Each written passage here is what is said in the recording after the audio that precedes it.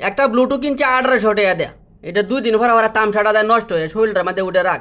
তা আজ গহিবার ছাদের উপরে আইলাম যে একটু টাইল মাইল দিই যে টিকমিক আছে নাকি। তা টাইল মাইল দিতেছি দিয়ে কাম হইতেছে না। পরে মনে মনে চিন্তা করতেছি ব্লুটুথ তো বাড়ি হয়ে আছে, এটা মনে আর কার হইতো না। তবু চেষ্টা মেষ্টা করতেছে অন যদি ব্লুটুথ যদি সাউন্ড টাউন্ড নষ্ট হয়ে যায় তাহলে এই যে বক বহানি দিন করি ফেসবুকে এটি মানুষের কেমনে শুনবো।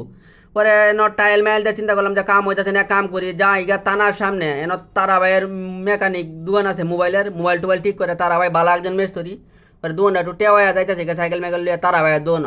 চিন্তা করলাম যে এই যে ব্লুটুথটাকে ঠিক করে নাকি, এটা না হলে তো চেঁচামেচি করতাম না ফেসবুকে।